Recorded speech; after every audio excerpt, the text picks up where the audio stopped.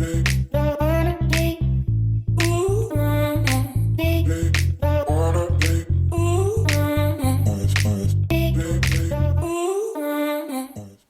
know, say I want $100 me I look though. Can't buy me one iPhone.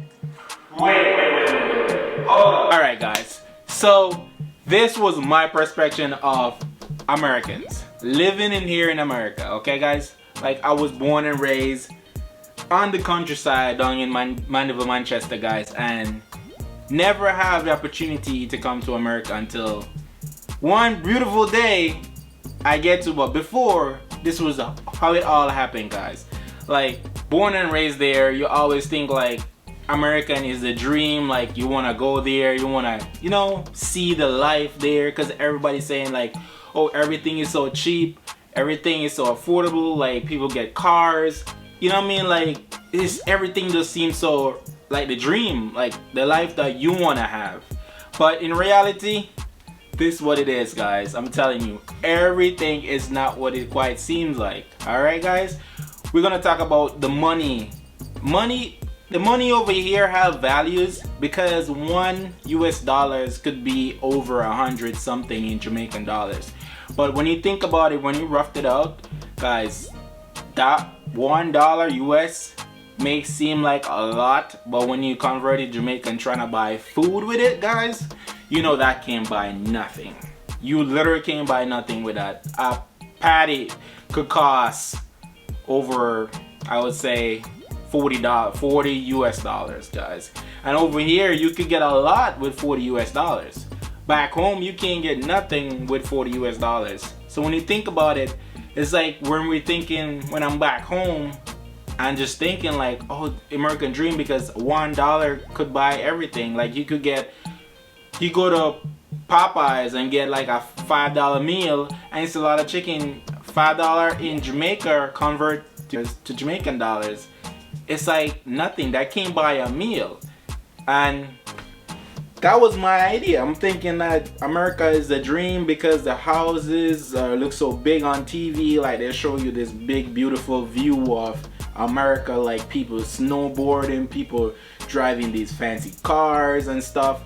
We have them back home too, but we just can't afford them because one, they're more expensive.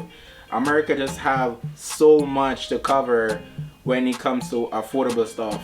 Like you could definitely take a car out on a credit card.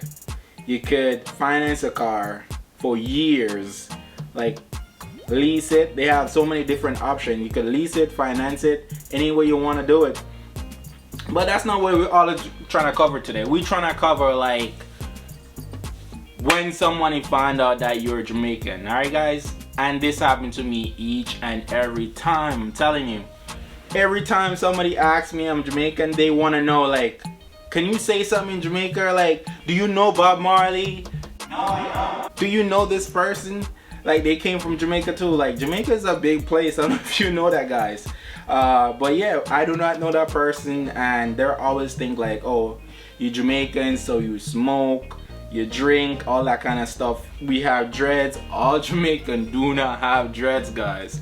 And not all Jamaican eat jerk chicken because they feel like, as you said, Jamaican, everybody's like, oh, I love the jerk chicken and oxtail, that's my favorite. My aunt went to Jamaica and they're just giving you that runs of like, hey, oh, Jamaica is so beautiful and nice. And these were what I was thinking about. Live in Jamaica, thinking about America dream. Like I'm thinking America is so beautiful and nice.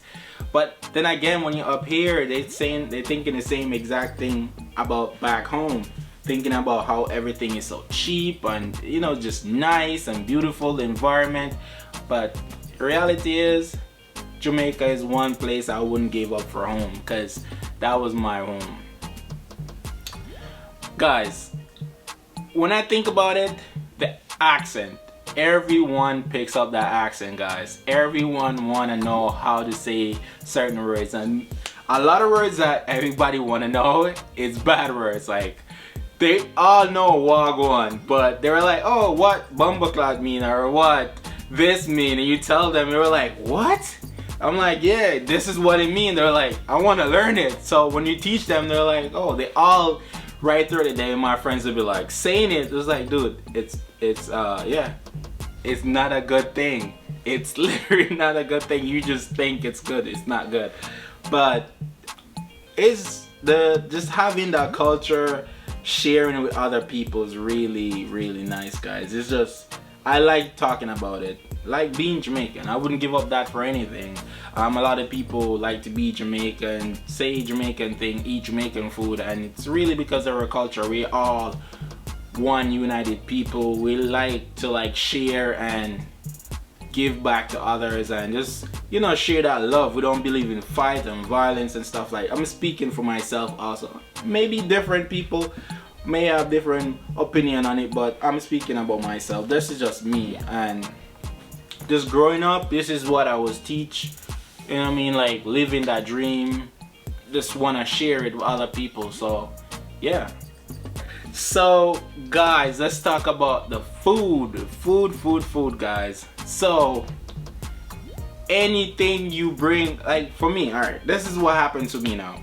Anything I bring to work to eat, they think it's oxtail or jerk chicken, bro. Oxtail or jerk chicken, that's the only thing they know. And it's not our national dish. Oxtail or jerk chicken is not our national dish. It's ackee and saltfish. I don't think Americans have a national dish because it's all united with different culture, race, and, you know, religion. So there's not actual one dish for United States. But they always want, oh, can you bring me some oxtail? Could you bring me some curry or bring me some jerk chicken? It's just like, I got you. Yeah, I got you. Until this day, I never bring it. So, guys, I know you're watching this. I'm sorry, but I know I haven't bring it yet. But the food is definitely something that create, I would say it helps in a way, like, okay, it create conversation. Like, people that won't even talk to you through work time, they're just always, they smell the food, or, you know, they ask, you just create a conversation based on that. And then once they know you're Jamaican, they just want to know how to say Jamaican, like words and stuff, like through the day they want to talk to you in Jamaican. It's just so funny just hearing someone say something in your accent. It's adorable. I love it. So guys, like I tell you, it's not a bed of roses, but I would like to have each and everyone have the opportunity to come to America and see what it's like over here, with the bills and everything. I know back home we don't have to pay, like some areas, like my side where I come from in the countryside, we don't pay water bills, because I know it was more like, okay, bring that water in your head, because we don't have running water and stuff. Like, we go to like I would say the pipe to go get the water. Like in the square we had like running water there, and we just bring the water to our house, or we have actual tank at our house. But when we have a drought and there's no water, it's either one, you buy water, or two, you go get water at the pipe. And this is like miles, bro, miles out. So it's just like one of the good thing, like you don't have to pay water bill. Like, you have to pay electric bill, of course. Gas bill, no, we don't, because most 99.9% of people back home right now, not everyone using gas. Like, they use either coal or wood, or, you know what I mean? Yeah, they use gas, but not a lot of people use gas. When I was growing up, like back home, it was just like more, I think we actually save more, because we didn't even buy gas and all that stuff. Like, we actually go in the woods and get wood and light. But damn, I'm telling you, up here you have to pay gas bill, electric bill. You have to if you get an apartment, you have to insure your apartment. If you have a car, you have a car loan, or you have to pay insurance. You have to pay for parking anywhere you go. Gas, bro, it's a rip-off up here. I'm telling you. Everything is just so expensive, and back home we have it good. Anywhere we're going, we're on a bicycle or doing something, it's just awesome. It's just great. But yeah. But guys, that's what I think about me being a Jamaican here in America. Like, the dream, it wasn't the same like what I think it is. But now I could share with you guys that back home to see, you have to understand like what America is like. So, guys, so what the funny thing is? It's like raising a kid here and raising a kid back home is so much different. I'm gonna show you how to. Well, look at this, guys. So here in America, like if you have a kid, you have to like schedule like play date, and have these kids have like walkie-talkie, like if they're going anywhere around the house, they have like, are near in the neighborhood, they have like walkie-talkie. Back home for us, it's so much different. Like after school, I'll be just jumping on my bicycle and I'm heading down to my friend's house and we just hang out there. We play our sort of game, guys. No walkie-talkie. My mom didn't have to set up no play date. It's just so different. And I feel like back then it was just like so much convenient for us. Like my mom always just said to me, just once I'm back in the house before midnight, I'm good. I don't get a beating. I'm on the good side. But guys, over here is so much different. I feel like everything is so much strict. And next thing I want to talk about too, it's schooling here, guys. Schooling here is so much difficult.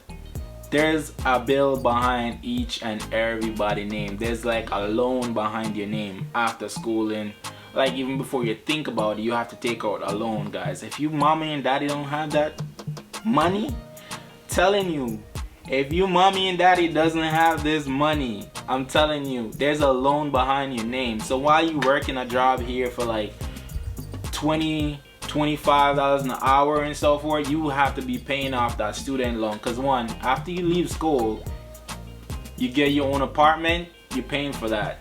You get your school loan, you're paying for that. So it's like after school, and I'm not discouraging no one that like myself like go to school and stuff. It's just like showing you that back home there was so much, it's a better opportunity for us. Like we paid little by little and government helped in certain ways, but it was much better for us because once we finish with school and we don't have this big school loan behind our back like dragging it with us going down the hill.